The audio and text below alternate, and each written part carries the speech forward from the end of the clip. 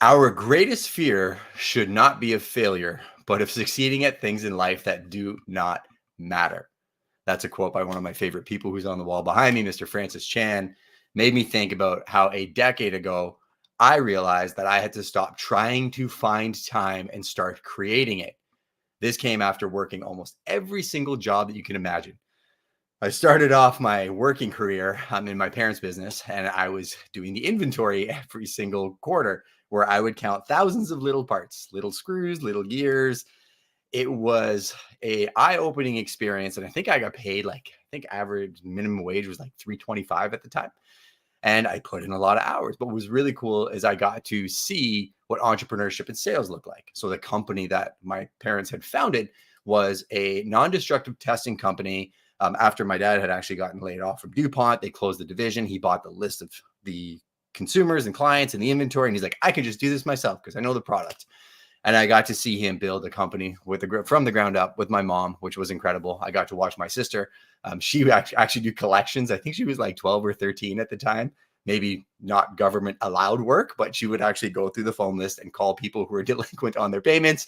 And you had me probably, I don't know, 8 to 10 in the warehouse counting thousands of parts. And it really made me laugh because I got a snapshot into what I liked about sales and what I didn't like about sales.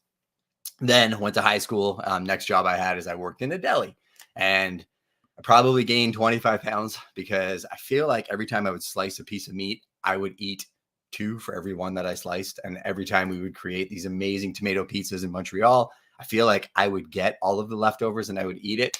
But what's really cool is I got to learn how to handle customers. Fun fact about people that cut deli meat is if you're cutting prosciutto, it's got to be perfect, especially if it's for an Italian mama. So I got to deal with all kinds of customers, some that were happy, some that weren't happy, and also got an insight into another group of entrepreneurs, two partners that actually ran the deli together. One was actually my rugby coach. The other guy was an old school Italian. And I also got to watch the partnership implode. And I got to see what that looked like and watch how it had developed to that point and how that affected the culture of everybody at the deli. Then I did every other job you could imagine. I was a landscaper working 70-hour weeks for 20 bucks an hour. I thought I was rich, and he was paying us cash. I think I was 16 and I was driving a vehicle I wasn't supposed to be driving at that time, but I also learned how a tyrant ran a company, and that when I needed some time off after working insane hours, like I'm talking, people want to talk about being soft these days. I'm pretty sure he would get canceled like that if people saw how he ran his company. He fired me on the spot because I simply asked for time off. Didn't say I wasn't going to show up, just asked for time off. And he asked for his $35 t-shirt back, which was pretty disgusting at that point. Because if you know landscaping, you know that I probably wouldn't want that t-shirt back. But I learned how terrible leadership also imparts culture. Then I was a bouncer. I moved to London, Ontario, Canada, and I was 155 pounds soaking wet. And I was, earning a decent wage at that time. I think it was $9.25 an hour. So I went from 20 bucks cash an hour back to $9.25 an hour. Learned how to talk to hundreds and thousands of people that would come through every single day, and really learned about the different dynamics of human beings. I had to learn to talk really fast because I wasn't a fighter by nature, but I also learned about conflict and how conflict only happens if somebody's pushing into you and you push back. Then I became a bar back. I became a DJ, bartender, supervisor, and a manager of the entire organization. So kind of like the red paperclip, when I realized as a barback, nobody was in charge of the barbacks, I became the person in charge of the barbacks. I just created the calendar, kind of just became the de facto leader, was never paid to do it, just did it because I wanted things to be more organized, parlayed that into another position, then became a supervisor. My mentor at the time saw, hey, Justin's working really hard. He's kind of just doing the job. Why don't we pay him to do it? And then I became the marketing coordinator for all of the restaurants, working on deployments when they were struggling with sales and working with the different owners on like, how can we start killing it with social media? And this was like 2007, 2008, right? So I really got my hands dirty in all of these different jobs. But what I realized was I was just trading my time for money, and there was only one Justin. And, I've shared on my live streams in the past, different times in my life where I've gone through different phases. And at this point, I feel like I was almost becoming a workaholic, where I just felt if I just worked really hard, people would recognize it. And, then eventually I would get to where I want to be, until I got passed over for a promotion. And I still remember exactly how it happened. On paper, I was like, I have cried, bled, and done everything you could possibly imagine to get this promotion. The one thing I didn't do was the politicking. And I wasn't rubbing shoulders with the right person who was in charge of that decision. And somebody else got the position over me. And instead of blaming that other person or, the politics of the decision, I looked at myself and I thought, what is the one thing that I can do to affect change in my life by which I will get to where I want to go? And I am taking the decision out of other people's hands and putting it in my own. Then I realized that I needed to stop trading my time for money. I had a lot of time, not a lot of skill, not a lot of money. At that point in time, I had traded a lot of time for a little bit of skill and some concepts that I've just shared with you that would then allow me to trade my skill for money and start buying back my time. So I'm going to share with you today one thing that I do every single year. It doesn't take long at all. I will give you the blueprint, and then I will actually allow you to get a copy of my exact document that I use. I'll be sending it out next week. The way you'll get it is go to justinconoco.com/resources. I just posted it on the YouTube channel. So if you're in Clubhouse, just scroll to the top of the room, click on the link, and then click that link for the resources. That'll get you on my newsletter. And then I'll send it out as a free PDF. I am not for sale. You can't buy me. I'm not for hire. I've shared earlier, my per hour consultation fee is about $1,500 an hour, but I'm not taking on any clients right now. So if you want that planner and you want the insights, feel free to click that link. I'll even do a webinar on it over the next couple of weeks so I can explain it a little more in detail, and we'll do a Q&A. But the framework was looking at my calendar. And the pattern that I would do is every year I would take 30 minutes and I would look at what is the life I want to create? What is my life today? And how do I make minor adjustments to get me to where I want to be? You're not going to get to your end game goal in 1 year. But the small decisions that you make today are the ones that are going to get you there. So let's take an honest look at all of our calendars. How many of us would say that, currently you find yourself doing things that you hate to earn money, to buy things that you don't want, to impress people you don't like? David Meltzer, a good friend that I've made through this platform, has said that, and it has stuck with me so many times. And when I look at my calendar, I always look at that from the framework of, if you create a life of doing things that you hate, you are going to resent the work that you do because it's going to prevent you from doing the things that you absolutely love, right? Like I said earlier, you have time, you have skill, you have money. A lot of us start with money first and get obsessive about that. I'm going to share with you in a couple minutes exactly how to flip the script on that, do the things you love, to develop the skills that you want to make more money than you ever thought possible. But let's discuss my evolution from those jobs to where I am today. So then I met a beautiful girl named Shannon. I thought she was completely out of my league. She is completely out of my league, and she's now my wife. And I met her when I was working that restaurant job. And I remember this place was lined up. If you know London, Ontario at all, I managed Joe Cool's for over a decade, Jim Bob Ray's, and Jim Bob Ray's is exactly what it sounds like. Fellini Collini's, Pizza Pie, Chancy Smith's, Joe Cool's in Michigan. So this was the company of restaurants I ran. Joe Cool's, you had every NHL star you could possibly imagine there almost every weekend. You had Shrimp, Corey Perry, David Bolin. I can go on and on, Carter. And these were all guys that I knew on a first name basis because they came up from the London Knights, got to the show, and they would go to Cool's every single weekend. And because Cool's was always known as that place that everybody went to, it was the cheers of London, Ontario. You could go there as a celebrity, not get mobbed. We were lined up every single week, and I am talking hundreds of people in line. And I would see this beautiful girl named Shannon, and I felt like I knew her my whole life. So I would always let her pass the line because I was just like, yeah, I know you. But I realized very quickly I didn't know her. We became friends and then became friends with all of her friends. And I actually never thought of her as somebody that I ever had a shot with. So I would always just take care of them because they were really good to our staff. And the way that you got past the line wasn't paying me, right? Not for sale. It wasn't bribes. It was how you treated my servers and how you treated my bouncers and how you conducted yourself amongst other people. Mike Smith had taught me that just create a great environment and your business will thrive. So it was never about the money. It was always about treating people really well, right? So her and her friends were amazing. And she was something different. Everybody would always come in looking for free drinks and all the different things. And she was never, ever, ever like that. Very quiet, very graceful, just different. I'll just describe it as that. One day her friend came over to me and kind of gave me that glimmer of hope of like, hey, my friend Shannon? I'm like, yeah. She's like, have you ever thought of talking to her. And I actually initially thought her friend was hitting on me. And then I realized she had like picture like a curtain and then this ripple of the curtain. And she like pulled it back and Shannon's like beam of light was shining through the curtain. Long story short, we started dating, fell in love, got married. The crux of that story, though, and the reason I'm telling it is what you need to find in life is people who will grow gardens in the darkest part of you, right? It's a Zach Bryan song, Son to Me, phenomenal song. And Shannon took me at that point in time where I was trading my time for money and really started pushing me saying, hey, there is so much more for you out there in terms of what you could do with the skills that you have now. She's like, I see the work ethic in you. Why don't we go do our own thing? And I was scared at the time. Had a job. I was making a decent income. I was bartending on the weekends. I was running the marketing coordination. I was getting paid a really good salary to do it. And I'm like, I'd worked myself up to this place. And this was right after the promotion that I had been passed over for had happened. And she was like, understand why you're in the position that you're in. And I understand why you want to stay there, right? I was talking about potentially partnership in one of the restaurants. But she said, if you leave your future in the hands of other people, you will never know the person that you possibly could have become. And she said, with the work ethic that you've been able to develop, not necessarily worrying about how much money I'm making or my benefits, like just being able to work your fingers to the bone.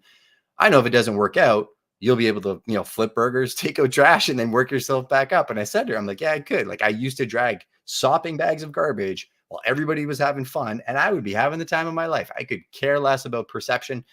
So she was the one that actually pushed me into the next evolution. And we looked at opening a restaurant together. She has a MBA from the Richard Ivey School of Business. She is a ninja and she doesn't exist on social media. So she is really the brains behind the organization. I'm the face and I'm the energy. And she kept pushing and pushing. She mentioned real estate. And my exact response to her when she mentioned real estate was, I don't want to be a greaseball on a golf course.